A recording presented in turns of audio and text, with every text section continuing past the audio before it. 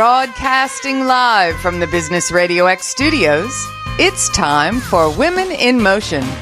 Brought to you by WBEC West. Join forces, succeed together. Now, here's your host.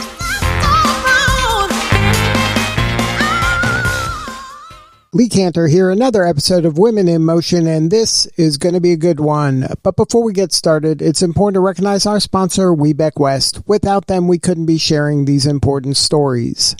Today on Women in Motion, we have Sharon Eucce with Packaging Chic. Welcome. Thank you so much. Excited to be here. Well, I'm excited to learn what you're up to. Tell us about Packaging Chic. How are you serving folks? Well, a lot of what I do is helping brands, so product-based companies, those brands, getting their products onto the shelf and into the hands of the consumer. It sounds super broad, right? But it is, the packaging is part of the marketing, and that's how these brands get their products to their customers. So I'm in the background a lot of times. People may not really think that there's an entire industry behind when they go to that store and they see the boxes on the shelf at Sephora or the cereal boxes at the grocery. It's a pretty neat business because I get to be inside other people's business. Now, can you talk a little bit about your backstory? How did you get involved in this line of work? Well, actually, I have a degree in printing. I have a degree in graphic communication from Cal Poly here in San Luis Obispo, California. And this became just sort of this natural evolution. I had a 20-year career in paper, so serving designers and brands, helping them choose paper for their products. And then I ended up in packaging in 2007 when the paper business condensed. And, that's when the rise of email and other marketing communications became digital instead of printed. And I kind of stumbled into it. I was going to be laid off. But one of the clients I'd been calling on said, "Hey, we like you." This was a box maker. And they said, "Hey, why don't you come work for us and sell packaging?" And so I totally fell into it. I mean, you say you fall into something, but everything that you've done leading up to that point has got you there. And I really didn't know that much. I had always worked in maybe 2 dimensions, sheet sizes of paper. And now I'm going to go into boxes, which was 3-dimensional. And I had a moment of panic where I was like, oh my gosh, I'm just going to be another box schlepper where I'm selling, trying to compete with people for a penny difference. And a friend of mine said, "Oh, stop it, Sharon. You'll always be my packaging chick." And I said, "What did you just say?" That's it. That's the name of my new company. It was really more of a identity crisis, a personal identity crisis that I was having. And I grew my personal brand based on this packaging chick. Now, I told my parents, I was so excited. I said, "Oh, got a name for my company." And they said, "What company?" I said, never mind. It's Packaging Chic. And there was silence on the other end of the line. My mom said, "Gosh, that's kind of biker-ish." And I said, "Okay, just take off the K. It'll be Packaging Chic to you, and it'll always be Packaging Chic to me." So, long story, but people started asking me. I was making boxes, just the type that you see on the shelf, the pretty stuff. And they said, "Oh, by the way, can you do tissue? Can you do mailers? Can you do labels?" And I just kept saying, yes, of course I can. And when people say, "Can you do?" that means, can I help them manufacture? Because there's one thing where someone's designing something, it's very pretty, it looks great on Instagram, but just having a photo of something that's not the same thing as actually producing it in real life. And that is where my strength lies. I understand the technical, but I have an eye for the beauty and the artistic side.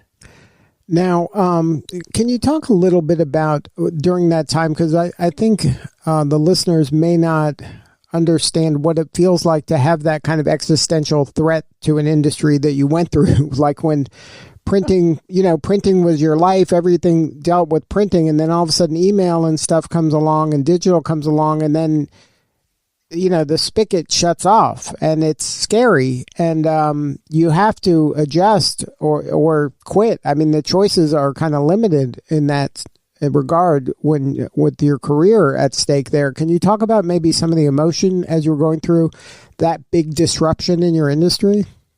Oh, jeepers. I could talk a long time about that, but I won't. It became really difficult during that time because it didn't just like happen in 2007. Boom, there's no annual, pretty annual reports anymore or any pretty marketing newsletters or stuff like that. This had been coming along for a while. And luckily the paper company, I worked for a paper mill, and we made beautiful textured, colored papers for printing.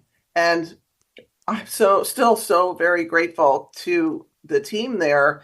One guy, he had the foresight to say, hey, we need to sell our beautiful papers into the packaging industry, into box making. And like I said, so grateful because I was tapped as the Western regional person to go into this luxury packaging division. There were 3 of us. And that was a year before the buyout. And so I was so excited because I felt like I didn't have to hear anymore. Every time we go to events with other paper companies, everyone would be talking about who's getting laid off, who's going to buy who, where's the blah, blah, blah. And I just felt that was so, what would be the word? Really waste of time. It's inefficient to talk about what's going to happen because we don't know. And so I didn't know if I was going to keep my job or not. After 1 year being in the luxury packaging division, we were being bought by another paper company, and I had competed against them for 20 years. So I was thinking, oh my gosh, I could never go work for them. And then I said, oh, Sharon, they probably think you can't work for them either. So get ready. And I thought I was going to be laid off. And at 2007, if you think back to that time, there just was quite a bit of turmoil in general, as far as financial markets and that sort of thing. And I said, well, hey, I'll just ride this thing out. And when the company, Utah Paperbox, said, hey, we like you, come work for us, I said, okay, sure. But I'm the kind of person who doesn't want to sit still either. So I jumped in right away. And luckily, again, I am so grateful for all the training I got there. And still, I work with them today still. Now, can we talk a little bit about packaging, the actual business of packaging? Because it's one of those things that everybody sees every day, but they really maybe don't understand its impact it can have if done right. Because I think quality packaging and design really can make a difference and can separate and differentiate one product from another if it's done elegantly and it's done mindfully. Can you talk a little bit about how good packaging can kind of change the game for a business and be a point of differentiation if they invest in it? I mean, you're totally hit the nail on the head because as consumers, think of like a wine label, right? A lot of people might just buy a bottle of wine based on the label. That is packaging. Maybe the shape of the bottle. And also in cosmetics, when you go into Sephora or Ulta and you see all those products lined up and the color is all exactly, right on, they're all the same color, there's no color shift, or it's all consistent. That is like working in your brain as a consumer. Oh, I'm going to have to grab that. It's not a trick. But it is sort of this, the packaging is the billboard. And, if you've got high quality packaging, this is sending the message. This brand cares about quality. It's almost like a handshake. Yep. If the packaging feels premium, customers will, trust that the product inside will be too. Now, caveat to that is I'll buy it once, but if the product isn't great, then I'm not buying it again. And so we might get them the one time to pull it off the shelf and buy it. But if the product doesn't perform, then see ya. We're not buying that again. And I have a product where the box looks nice. It's great. I tried the product, but the inside packaging, so the primary packaging, which is a bottle, the product just dribbles out of it, even, when it's closed, and then I open it and there's still product all over the place. That's a packaging problem. My expertise is really in the secondary, which is all the cartons, the folding cartons, the paperboard type boxes. But, there are all these levels of packaging. So the good packaging, it isn't just functional. It's almost emotional, right? Right, and it has to be congruent, right? Like, because if the brand is sending one message and the packaging is sending a different message, it's creating incongruity or friction, and it's making me not trust the brand. Absolutely. Oh my gosh, you're exactly right. Yes, and sometimes some of these solutions to this are really the simplest. Maybe you're swapping out a more expensive, going back to this one product that drips. Maybe you need to go ahead and invest in that better primary packaging bottle, and because you're not going to get the second sale or the constant sale. So what type of clients approach you? Is it, you mentioned like kind of perfumes and things like that, or cosmetics, I would imagine, is another one. Do you have kind of a sweet spot in terms of expertise? Well, it turns out when I first started, I got my first big break in what we call beauty, the beauty industry. And I dove deep in there where I was a primary supplier for one large beauty brand. And that was just awesome. It was one of those things where the people that worked there, we connected. They wanted the type of expertise that I personally had, which is this cross between artistic vision and, technical. And can get it out the door and be functional, right? Yeah. Like it has to be beautiful, but functional. Yeah. Yeah. And, so beauty had always been my centerpiece, but I always felt like what the beauty industry does also translates to fine chocolate, wine and spirits, specialty foods. So you see where I'm going. It's all kind of all the pretty stuff. That's what I like to do. So are you at the point where they're finding you now and they're seeking you out, or do you have to kind of, look for work in those spaces and let them know what you've done and what you can do for them? All these years, it has been referral only. And if I subscribe to any, hot tips on how to get more clients, you can't survive on referrals all the time, I suppose. So I've joined, a variety of groups, of industry-specific groups, so that I'm just there as an expert. And from there, people say, I like you. Let's work together. Here's our project.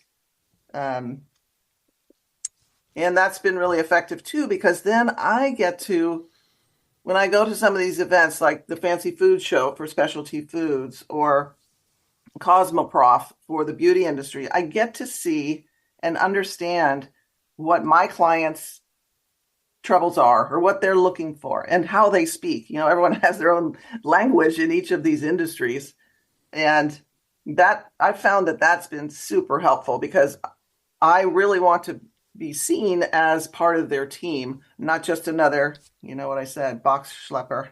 Now, is it something that because you work with kind of diverse industries and niches that you can take a best practice of, hey, this worked great in beauty, maybe it'll translate into chocolate if we do a little tweak here and there?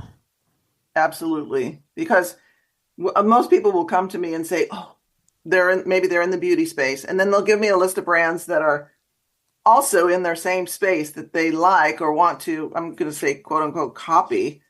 And, you don't have to do that. I do get inspired and pass that inspiration on between those industries, depending on what the client's looking for. I have a high-end candle company, and in my mind, I'm remembering other jobs that I've done for people in other industry to see maybe that structure would be pretty cool right now for the candle company, even though it came from chocolate.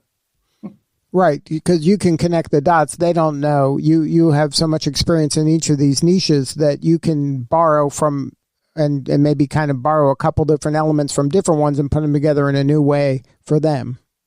Yeah, totally. And also they just they may be so inwardly focused, I guess, or in their own industry focused that they don't know.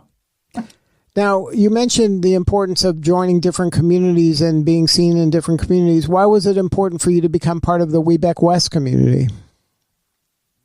Well, I've always been a woman-owned business. It's just me. And it's funny because at one point I thought, come on, Sharon, step it up. Here's who you are and you need to own this. And oh, by the way, maybe you can meet some other people that you can really help. And they'll be women business owners. We'll have like this common denominator, the passionate common denominator. And that's why I started and decided to get certified. And I've been to a couple of the national conferences and some local regional events. And it is just this comfort thing of, oh, you're running a business too. And so I'm helping them, but they're also helping me because you got to have community. Now, can you share a story maybe of one of the clients you work with? You don't have to name who they were, but maybe share how they came to you with a challenge and how you were able to help them get to a new level because of your expertise. Let's see. I think I'll go back to the candle company I was just mentioning. And honestly, gosh, they've been my client for, maybe 5 years. And that's the funny part is I do have a lot of very long-term clients, and that relationship building is important to me. But this client said, you know what, we're just sick of it. We have this designer and they keep charging us nickel and diming us for everything. And we want someone who can actually do the design work and get the boxes produced. So that is perfect for me. So this particular client, she's very creative. She doesn't have time to physically do the production artwork. So she just says, here's the new color. I want you to do this box like this. I'll design it, put it into production art, and then I'll also take it all the way through to production. That's one of my favorite clients because I do get to use so much more creativity. And they love doing crazy things, foil stamping and embossing and challenging things. So before we wrap, is there any advice for brands that are trying to stand out on the shelf? Because that's the last mile, right? This is the time they're making a buying decision, obviously, and they're going to grab one thing or another, and it's kind of a zero-sum game. They're either picking your brand or they're not. So any advice for those brands who want to stand out on a shelf? It often depends on your industry and what shelves you're on, because it's so crowded, really.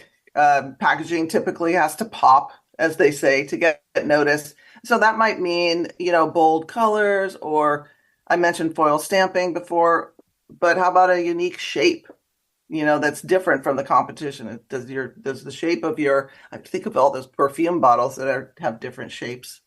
And it comes back to knowing your audience, because if your brand is, some people might love minimalism while others are drawn to, natural earthy looks, or others are, they want the disco version, So I think that knowing the customer is really, it's all part of the path. And when the packaging aligns with what that brand stands for, the customers pick up on it, and it builds trust and over time, like we said. Now, if somebody wants to learn more about Packaging Chic, is there a website? Is there a best way to connect? Yes. Actually, the website is just packagingchic.com, and that's packagingchic.com. And I'm also on LinkedIn. those are probably the best way. Oh, I'm on Instagram too. That's pretty fun. That's more my visual playground over there on Instagram. Well, Sharon, thank you so much for sharing your story today. You're doing such important work, and we appreciate you. Lee, thank you. Thank you so very much. All right, this is Lee Kantor. We'll see you all next time on Women in Motion.